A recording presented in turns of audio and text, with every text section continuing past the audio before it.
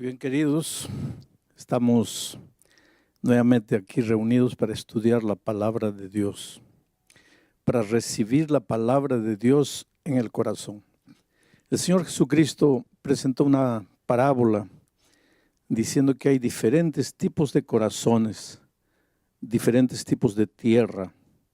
La semilla cae en cualquier una de esas clases de tierra, pero solo en uno produce frutos para vida eterna. Y yo espero que esta semana la palabra de Dios esté cayendo en tierra buena y que pues los resultados sean abundantes, los frutos sean maravillosos. Por lo menos en la vida de Wilber está haciendo. Wilber es un muchacho interesante, vienes de Cusco. Él vino para aquí a la ciudad diciéndole a sus papás, voy a estudiar a Lima. Y pasó el tiempo aquí y le decía a los papás, sí, está yendo todo bien, no estaba yendo nada bien. Él estaba ahí gastando el dinero de los papás aquí y los papás allá pensando que el hijo está estudiando aquí. ¿Sabes que los muchachos crecen? Ya lo dije durante la semana, los muchachos crecen. Cuando los hijos son pequeñitos, no digas, me da trabajo. ¿Qué trabajo te da? Espera que lleguen a los 15, 16, 17 años para ver lo que es trabajo. Y ahí estaban los padres pues preocupados, tristes, porque los hijos pueden decirle lo que quieran a los papás, pero los papás en el fondo saben la verdad. Presienten, Dios nos ha dado, yo diría, un séptimo sentido, capaz de saber cuando el hijo no está feliz, cuando el hijo está mintiendo, cuando el hijo no está diciendo la verdad. Y él puede decir lo que quiera, puede presentar los argumentos que sea, pero el papá, la mamá, en el fondo del corazón saben que algo no funciona. Y los papás allá en Cusco sufrían porque él decía que estaba estudiando, pero algo les decía allá a ellos que el hijo no estaba estudiando. Y era verdad, no estaba estudiando. Y los papás ya habían tenido dificultades con el muchacho difícil, adolescente. Solo que él se encontró con Cristo, aquí, en Lima, un día. Después de todas las barbaridades que como un muchacho hacía, se encontró con Cristo y ahí la vida del cambió.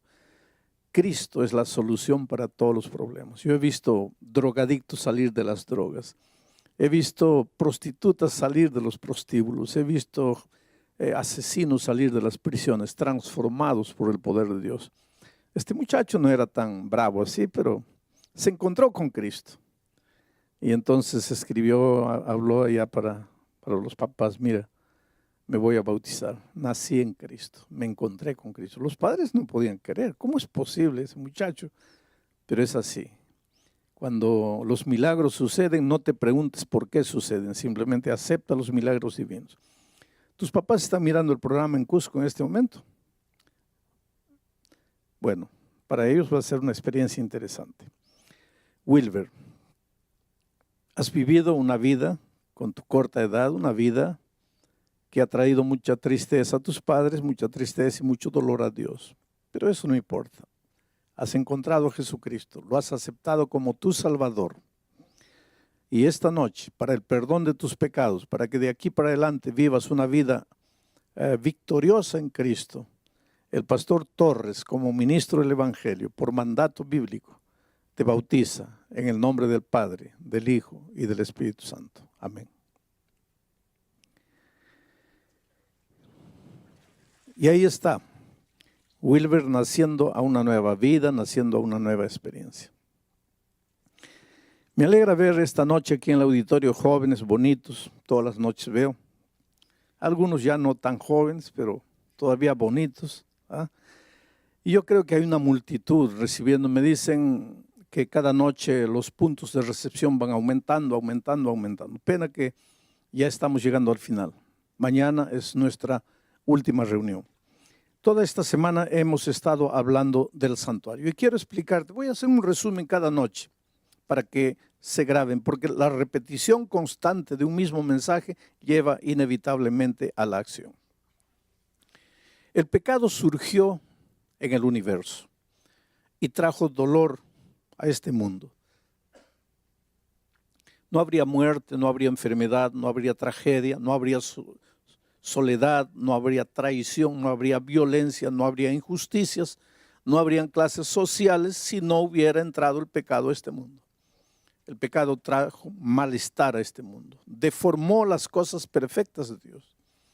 Tal vez en este momento estás sufriendo por causa de las consecuencias del pecado, no necesariamente de tu pecado, sino del hecho de que vives en un mundo de pecado y de dolor.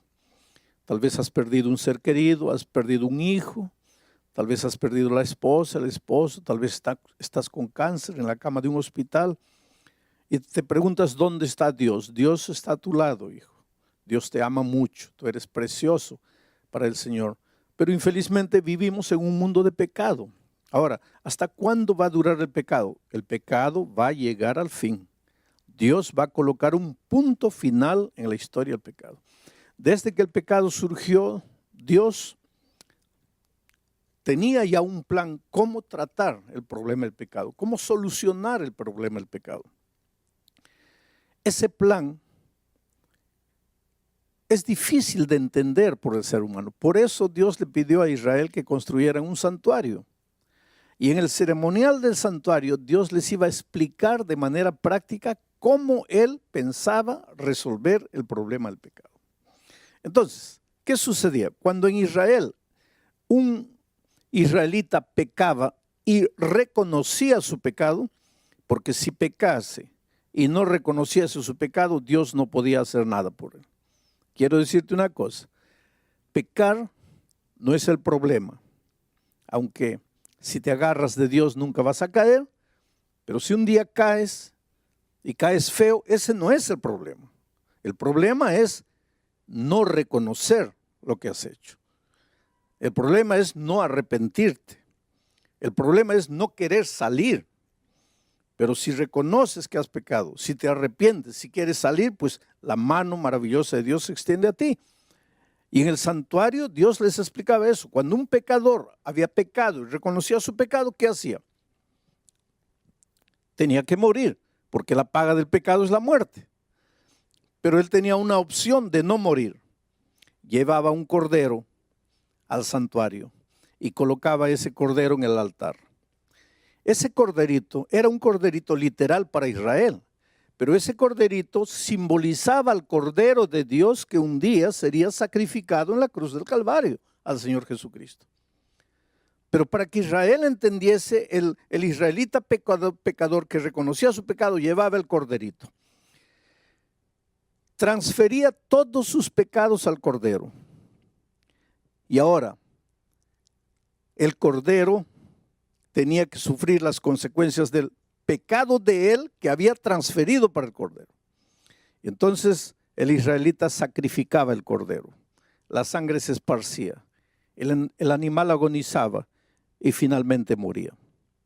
Ahora el israelita estaba libre de la consecuencia de su pecado. Él ya no tenía que preocuparse, porque ahora su pecado había sido transferido y el corderito había muerto por el pecado de él. Él, como pecador arrepentido, estaba libre del pecado. Pero la pregunta es, ¿y qué pasaba con el pecado? El pecado no se evaporaba. Para él, para el pecador, estaba solucionado, pero el pecado continuaba, porque recuerden que el sacerdote mojaba su mano con la sangre y manchaba los cuernos del altar y derramaba el resto de la sangre ahí, en el santuario. O sea, los pecados todavía estaban registrados. Para el pecador arrepentido estaba todo solucionado. Él ya no tenía nada que preocuparse. Pero los pecados todavía estaban registrados en el santuario.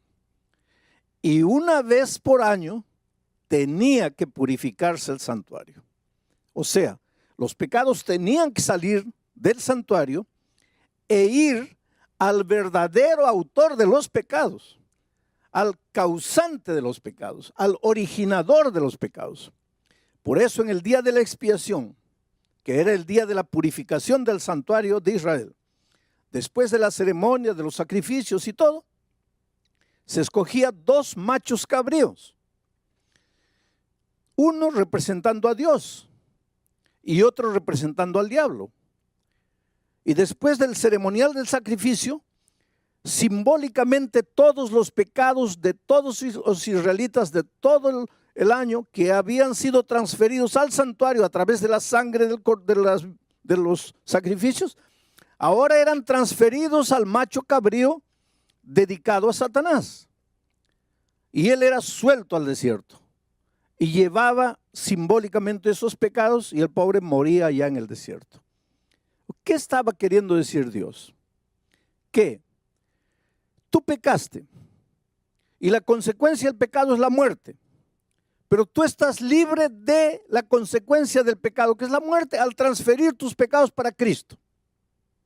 Pero Cristo no pecó, y aunque murió por tus pecados, el verdadero causante del pecado tiene finalmente que pagar por lo que hizo. Y eso va a suceder en el milenio. Y finalmente, cuando terminado el milenio, Cristo venga y el enemigo pues muera por causa de todos los pecados que originó en toda la historia del mundo. Ahora, voy a leer un texto que es el primer texto de esta noche, que nos va a ilustrar lo que estoy diciendo. Miren lo que dice. El capítulo 10 de Hebreos, perdón, el capítulo 9 de Hebreos. A partir del versículo 23, mira lo que dice. Fue pues necesario que las figuras de las cosas celestiales, ¿cuáles son las figuras de las cosas celestiales? El santuario de esta tierra, porque el santuario de la tierra fue construido siguiendo el modelo del santuario del cielo. Entonces, mira lo que dice el autor de Hebreos. Fue pues necesario que las figuras de las cosas celestiales fuesen purificadas así. ¿De qué manera? De esa manera que acabo de explicar. Pero las cosas celestiales mismas tienen que ser purificadas con mejores sacrificios que estos. Porque no entró Cristo en el santuario hecho de mano, figura del verdadero, sino que Cristo entró en el cielo mismo para presentarse ahora por nosotros ante Dios. Y no para ofrecerse muchas veces, como entra el sumo sacerdote en el lugar santísimo cada año con la sangre de los animales. De otra manera, le hubiera sido necesario a Cristo padecer muchas veces desde el principio del mundo.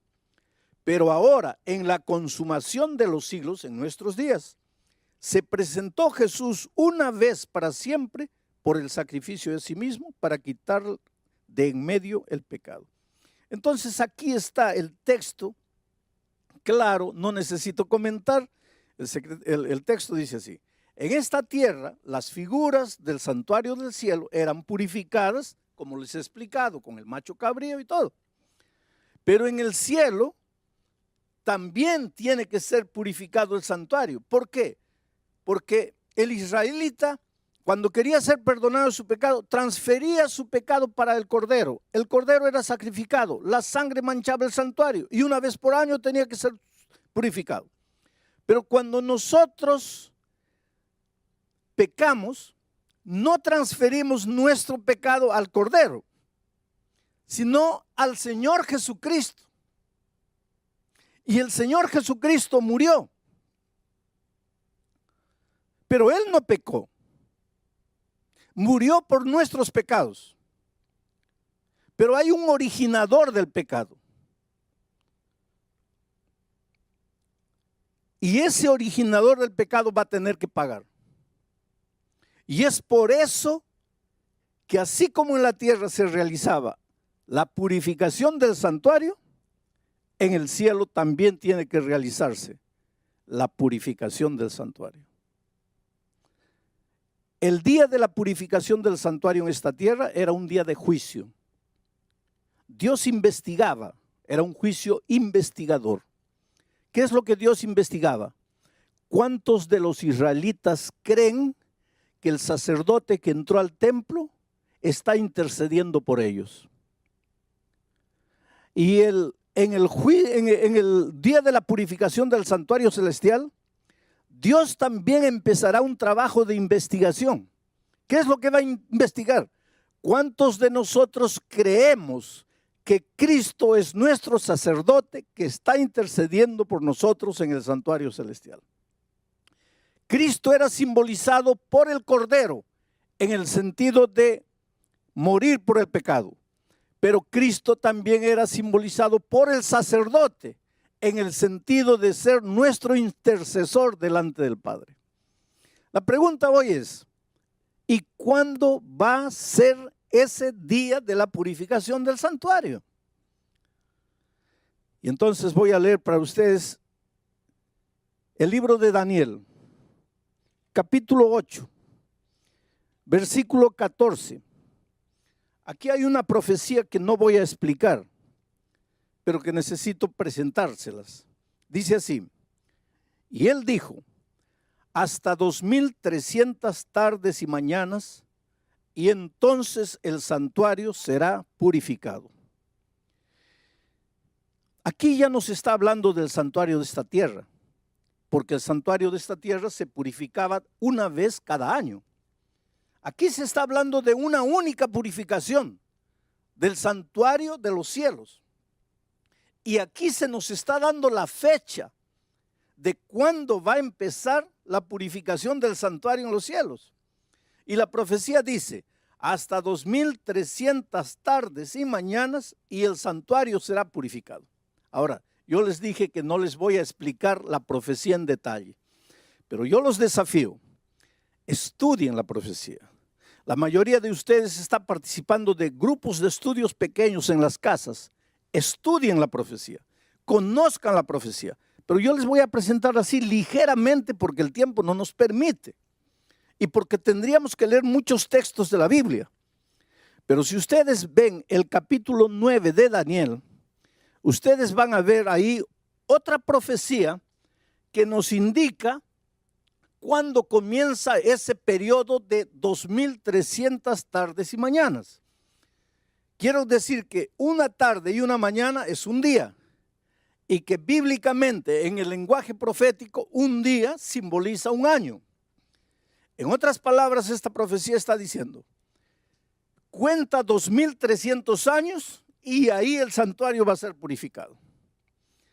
¿Cuándo comienza la profecía? Si tú lees el capítulo 9 de Daniel, vas a ver que esa profecía empieza el año 457 antes de Cristo, con el decreto de Artajerjes para reconstruir los muros de Jerusalén.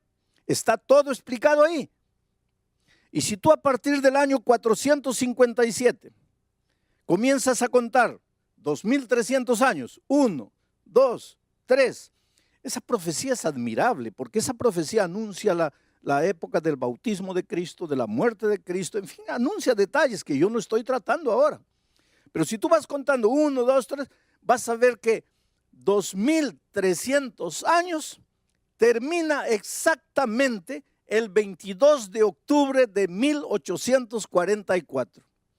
¿Qué año estamos ahora? Año 2014. Entonces, no es mucho tiempo atrás. El 22 de octubre de 1844, de acuerdo a esta profecía, comenzó la purificación del santuario celestial. O sea, el Señor Jesucristo empezó el juicio investigador de las naciones. O sea, el Señor Jesucristo empezó a ver quién en la tierra confía en Él como su abogado defensor en las cortes celestiales. ¿Quién en la tierra cree que Él ha sido la víctima que ha muerto para sustituir el pecado del pecador? En estos momentos, a partir del año 1844, de acuerdo a esta profecía, todos estamos siendo juzgados, pero juzgados en base a cuánto confiamos en el Señor Jesucristo como nuestro sacerdote. Hoy vivimos en tiempos especiales. Nadie puede jugar con el tiempo en que vivimos. ¿Y qué pasará cuando termine el juicio de las naciones?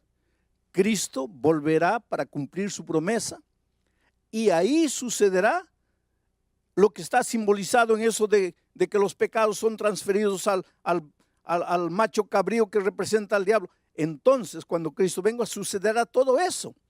Pero estamos viviendo en días en que nosotros tenemos que depositar nuestra confianza en Cristo, porque en el juicio Dios está investigando si yo creo en Jesucristo o no, si yo creo que Él ha muerto por mí o no, si yo creo que Él es mi abogado defensor en el reino de los cielos o no, si yo creo que Él está intercediendo por mí o no.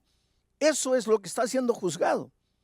Por eso la Biblia dice, hoy es el día de buena nueva. Hoy es el día de salvación. Ahora, lo que poca gente sabe es que el 22 de octubre de 1844 sucedieron dos cosas en el universo. Una cosa sucedió en el cielo. ¿Qué es lo que sucedió en el cielo? Empezó la purificación del santuario celestial. Empezó el juicio de las naciones.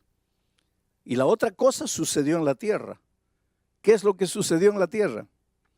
Dios levantó un grupo de mensajeros.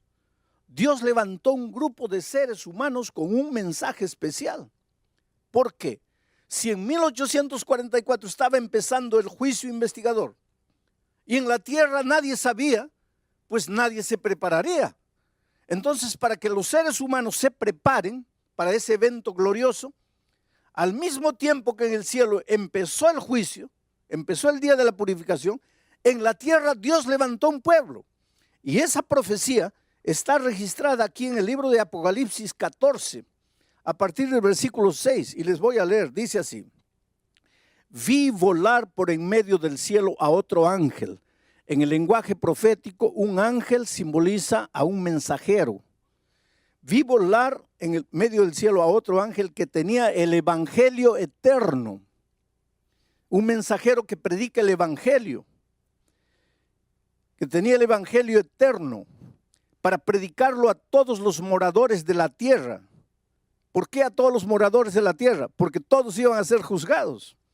A toda nación, tribu, lengua y pueblo, diciendo a gran voz: temed a Dios y dadle honra, porque la hora de su juicio ha llegado.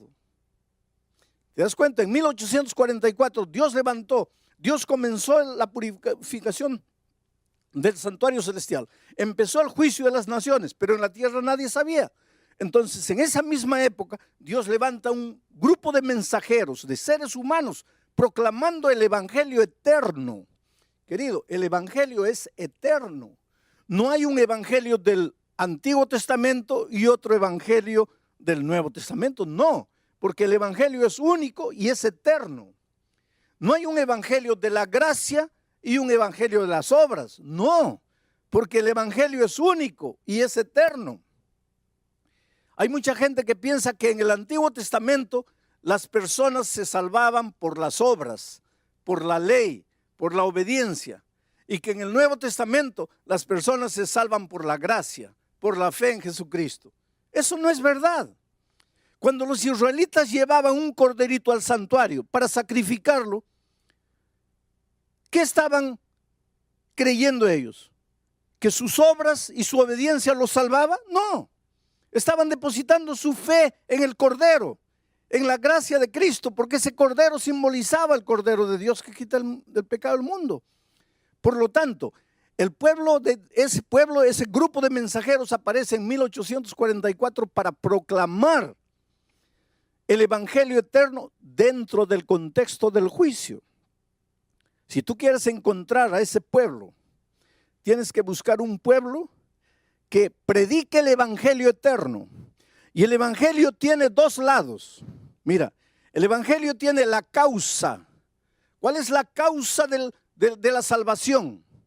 Cristo, la gracia maravillosa de Cristo, la fe en el Señor Jesucristo. Esa es la causa de la salvación.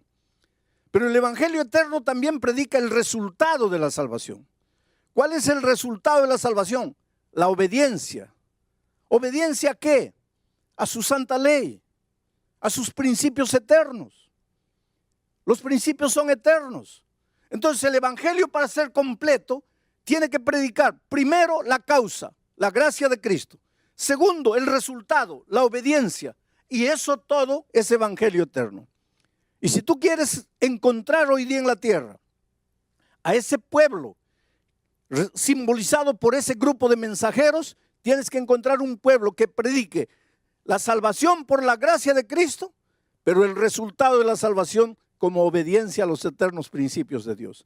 Y que además de eso, predique el tema del juicio, predique la purificación del santuario, predique que en 1844 empezó el juicio de las naciones.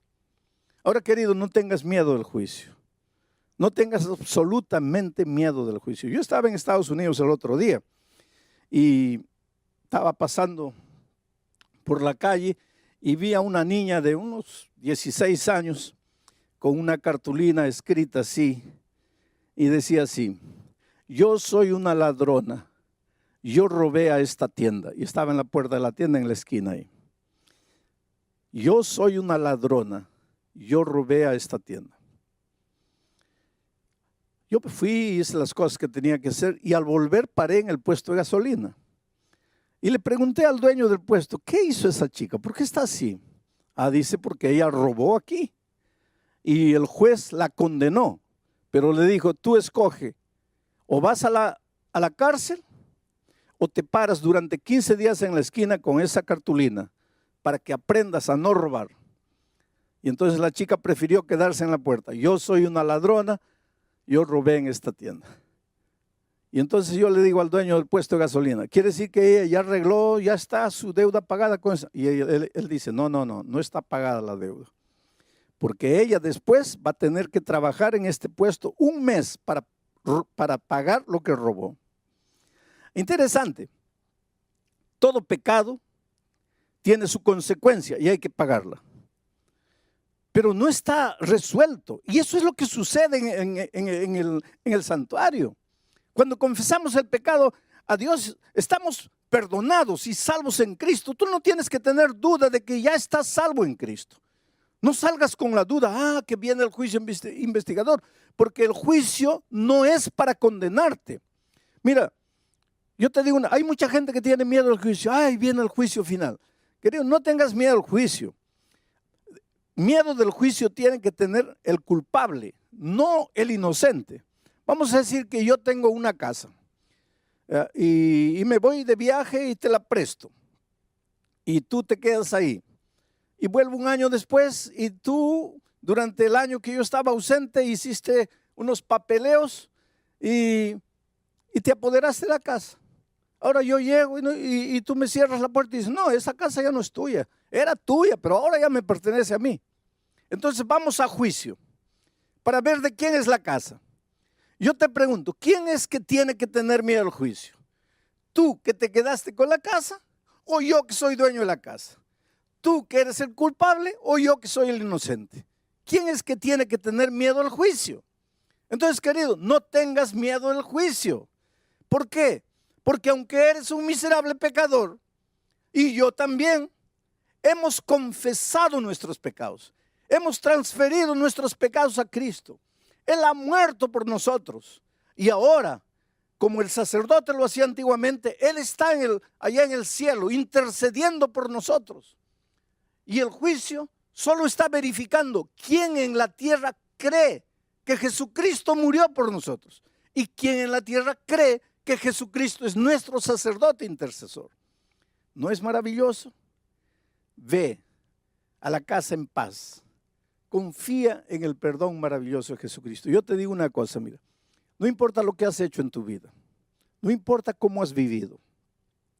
Yo siempre digo que lo peor que el pecado hace es que te carga de una culpa de la cual no puedes libertarte. Hay gente que me dice así: pastor, está bien, Dios me perdona, pero yo no me perdono.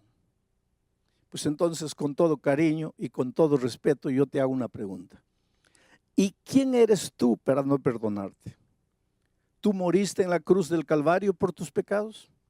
¿Tú sufriste? ¿Tú lloraste? ¿A ti te abandonaron tus discípulos? ¿A ti te clavaron una corona de espinas?